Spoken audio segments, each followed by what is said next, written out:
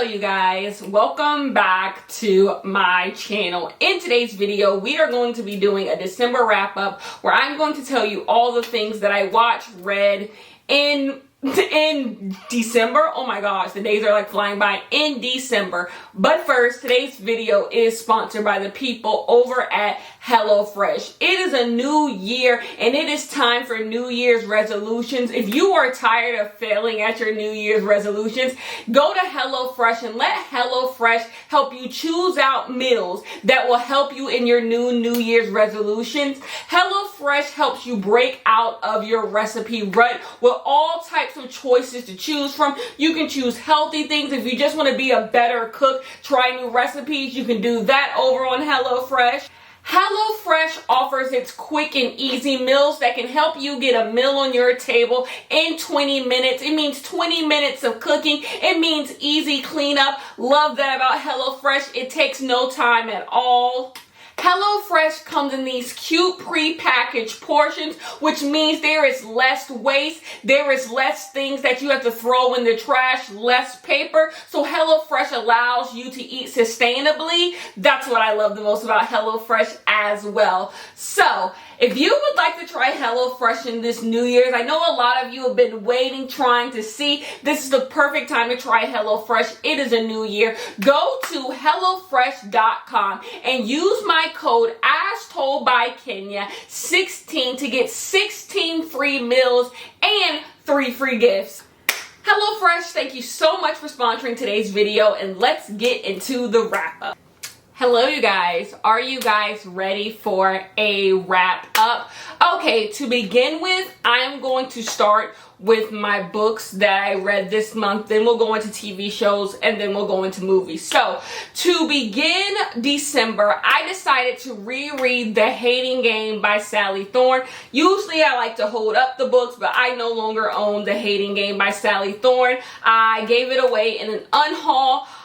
I just felt like this book did not hold up on second read for me. I did not desperately love it when I first read it a couple years ago, and then reading it in 2022, it just really didn't stick for me. I know this is a lot of people's quintessential romance book, and I appreciate what this book really helped do for the romance genre and reviving the romance genre, but it just isn't amazing to me, and so it was just a 3 out of 5 stars. The Hating Game is about this office romance of two people who do not like each other, and they have this kind of back and forth banter thing. Office romance are not my favorite thing in the world. Hate to Love is not my favorite thing in the world. And overall, I just found this to be fine overall. I don't know. And it's also a little dated. It's a little dated to me as well, and kind of the things that it says, and I don't know. I wasn't in love with it. The Hating Game movie did come out with Lucy Hale.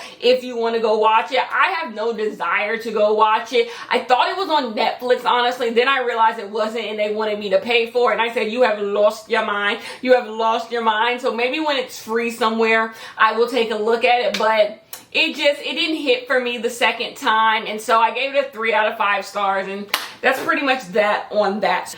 So then I read 4 other books. Now, I actually read way more books this month. I think this month I read like 12 books, but I did a Christmas video, and I've already discussed my thoughts on those Christmas reads. You can go over and go watch that video where I talk about the Christmas books I read in December. But let's get into the non-Christmassy books that I read in December. So I decided to pick up Spoiler Alert by Olivia Day. This has had a cover change. I believe the original cover is better than the cover change. This cover now looks like every other romance cover on the shelves, and I kind of think it's played. But Spoiler Alert follows this girl who writes fan fiction about a show that's kind of like Game of Thrones. Well, she goes viral for a picture in her in cosplay, and a lot of people are making fun of her size because she is a plus size woman. And so the actor on the show decides to take her on a date,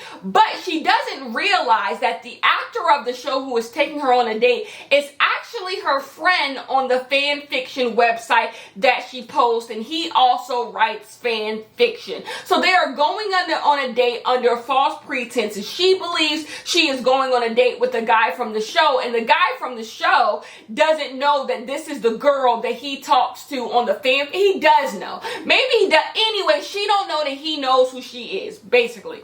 I don't know what to tell you. I give this book a 3 out of 5 stars. I feel like this book got in its own way. I don't really remember much about the book. If you want to see a real review on this book, go over on Goodreads about what I said. I feel like this book had a lot of steam, and I really enjoyed it. And I really enjoyed the romance between these two people. But once it got to the point where our hero tells our heroine the lie that he's been keeping up, that he doesn't know her, he doesn't know she writes fan fiction, they're friends in real life, they're friends on the internet.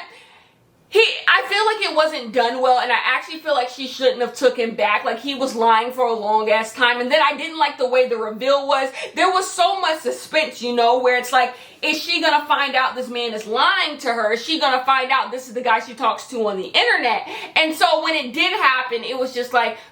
And then there was so much fan fiction stuff in here. There was so much fan fiction stuff in here, and it's not my thing. It's not my thing. I read fan fiction. I did on my Tumblr days, so it's not like I have anything against fan fiction. It's just it was fan fiction heavy. It fell in love with its premise, and it was just no for me. I gave it a 3 out of 5. I thought it was middle of the road. It was not bad by far. So much so that I did pick up. Oh, let's see if I can get it. I did pick up all of the Fills by Olivia Day, and so now my covers don't match, which is unfortunate, but I'm gonna read this year. Let's see if this one I like better, even though I have not heard the best of things. But spoiler alert, was just okay for me. Not bad, but just okay. So the next book I decided to pick up was Shopaholic to the Rescue. Shopaholic, the Confessions of a Shopaholic series, to me is the quintessential chick lit.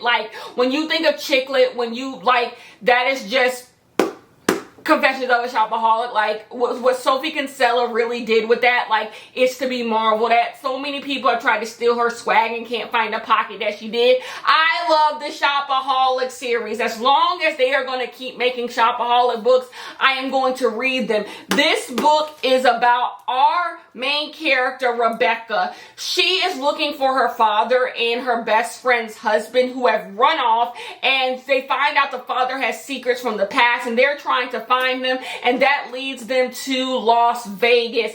I enjoyed this book so much. I gave this book a 4 out of 5 stars, which is so great because the last book in this installment, Shopaholic to the Stars, I despise. It was over 400 pages, I think, and it was just long, and it was just ridiculous. I enjoyed that we got some growth in our main character, Rebecca. I would tell you what's going on, but this is book 9 of 10, book 8 of 9. So if you don't know, you wouldn't know what's going on in this book. This is the 8th book in a series. But I enjoyed this book. To me, this is Becky Bloomwood back to her roots. It felt good. It was fun. I do believe the character Susie was a little demolished in this book. I will say that. Hopefully in the next book, which I have up there, which came out in 2019, she's redeemed a little bit in this book. But I love this series. This book held up for me. I put it off for a really long time, years, but it was so perfect to me. I loved it. The next book was a 5 out of 5 read, and that is The Unhoneymooners by Christina Lauren. If I would have read this book before I made my best books of the year video, it would have been in the top 5, but I did it as an honorable mention. The Unhoneymooners follows a brother and sister-in-law who end up having to go on a honeymoon trip because the bride and groom, the girl's sister and the boy's brother, they end up catching food poisoning. They don't want the honeymoon to go to waste. So these brothers and sister-in-laws have to go to this honeymoon, and basically they don't like each other. They've never liked each other, and romance ensues. Now, saying brother and sister-in-law and romance, it gets a little muddy, but it's not. It's really not, because you learn things about the couple. It's cute. I'm so sorry. I read this entire book in one day. I ate this up, and it's so funny because I have not liked a single Christina Lauren book that I have read, but to me, this worked. This was one of the best romance books I have ever read. I loved it. I loved the, like, it was hate to love without having to be so angsty and rude. I loved it so much, and what I loved even more is after we leave the honeymoon vacation, there's more to the story. There's more of, like, it wasn't just like, this was a great honeymoon, we fell in love. No, it gets messy, it gets muddy. They go back home from the honeymoon and have to deal with actual things because, let's be clear, they are brother and sister-in-law. And so it's just, I love this so much. The honeymooners, I know some people don't like, I feel like this is like a beach read thing where a lot of these, like, vacation-y romances came out and a lot of people didn't like them. This worked for me. I am so sorry. Beach read worked for me. This worked for me. People we meet on vacation worked for me. I love a vacation romance. I do. I love the isolation trope. I love when people are just put in a situation where they're alone and then they fall in love. Anyways, all good things must come to an end. I got a 1-star book for you, and it is Twice Shy by Sarah Hogle. I despise this book. This book is about a pathetic, pitiful girl who basically gets left a house that she is just going to decide to move in because she thinks this house is great because she grew up in it, but she ain't been to it in years. And basically she gets there and realizes that her aunt left the house to somebody else too, and also the house is run down, broke down, raggedy, and on its last leg. And so basically they both have to clean this house up together and romance ensues. This book is ridiculous. I can't believe people I respect love this book. This book is ridiculous. You have our main character who is just annoying. Like, at every point you don't want to be in her head. Like, have you ever read a book and you just don't want to be in this person's head anymore? Like, they are just ridiculous and pathetic. That is her. Like, okay, so she does these things where she, like, makes up fake scenarios and, like, she lives them out in her head. But, like, I know a lot of people do that, but she's, like, annoying with it. She's, like, really, really annoying with it. And so it's just annoying. So we're reading the book and then she just goes into these fake scenarios and then she's back into the real life and then it's back into these fake scenarios. And it's like, I get what you're trying to do. You're trying to relate to the maladaptive daydreaming girls, but we're reading a book here. So it's just aggravating. Then somehow the heroine of this book is just as pathetic. You guys, there's an ending scene where they're supposed to go on vacation and he just leaves her. And it's supposed to be cute. I don't know what's going on. Like, you have two people who are equally weird coming together and it's bad. And then this book is insta-lovey as hell, but not in the good way. I think insta-love can be okay if done well because we got to get to the ending destination at some point. These people have no chemistry. For, like, literally the first 1/3 of the book. No chemistry. Then we go to the next chapter. They're in love. And it's like, what? Like, 1 minute it's like, we don't like each other. We're cleaning up this house. We both have different visions for this house. Then the next chapter, they're kissing. And I'm like, there was no build up to this. Like, I don't know how this could work for anyone. This is a swing and a miss for me. To end my year with this book is devastating, and I saved it for the end of the year because I thought it would be good. No, I found both characters equally pathetic and bizarre. That's the thing. I don't want to use the word weird. It's bizarre to read characters like this. Like, if someone was like this in real life, they both probably would be fine, but reading them, bizarre at best.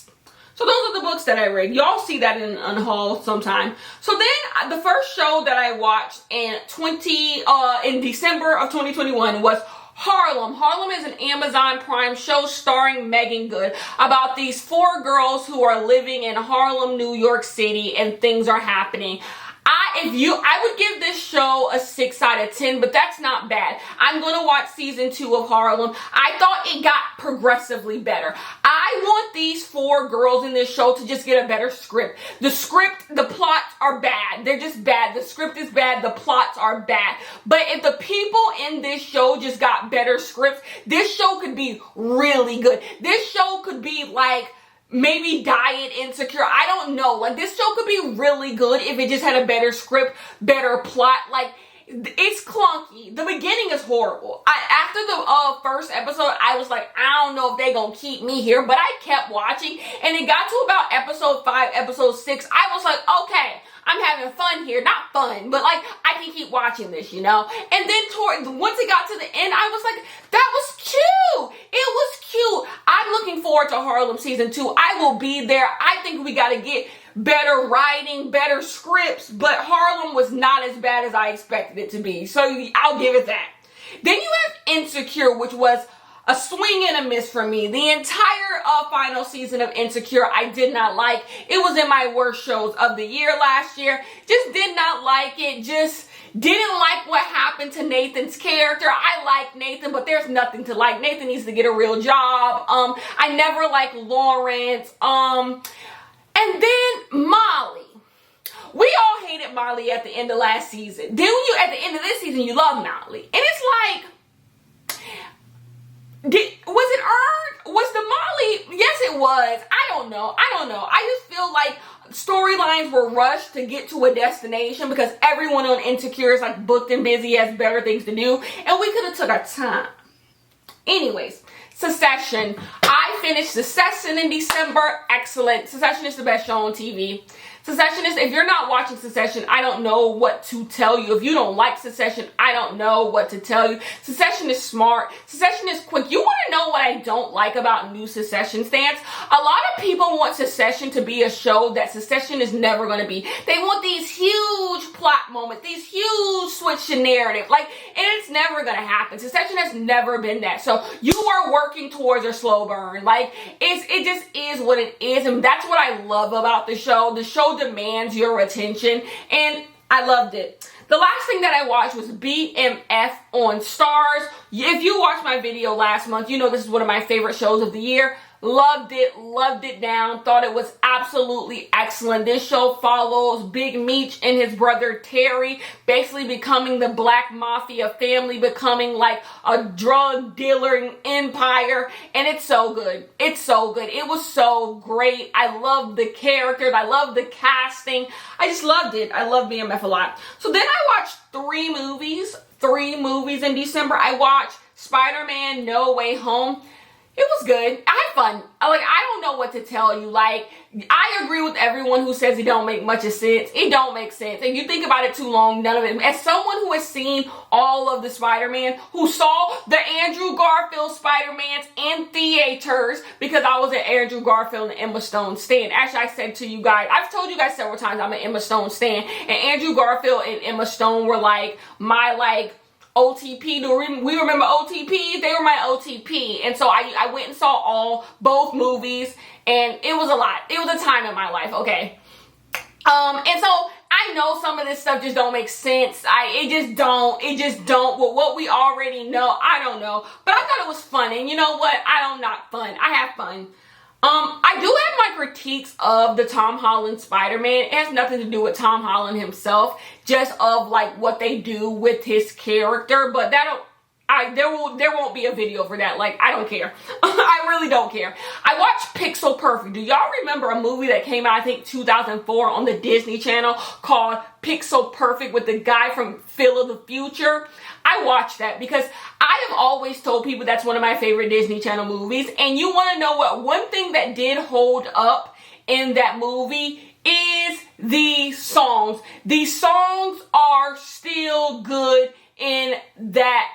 The songs are still really good in that movie. Now the plot is bizarre. I forgot that the little pixelated little thing tried to take over the girl's body and all this stuff to be a real girl. It was a lot towards the end. But I enjoyed it. Like the song still hit for me. The song still hit for me. And yeah, it was bizarre, but like in the Disney Channel original movie type of bizarre, you know? I also watched a bunch of Christmas movies like The Christmas Present, like Home Alone. Obviously, if you don't know, Home Alone is my favorite movie of all time. I watched all the Grinches. I did all of that as well, but like I feel like we don't need to say all of those things, all the December things that you do. And then I watched The Matrix. I have no clue. I think I've watched the original Matrix. I don't know. I was a kid, but I had no clue what was going on with this Matrix, but like I watched it. I'm not even going to rate it because like if I don't know what's going on, what's the point? I watched it. I've seen it, but like I don't know what to tell you. Anyways, that is the end of the wrap up. I love you guys so much. I hope you guys' New Year's is going well. I will see you guys in the next one.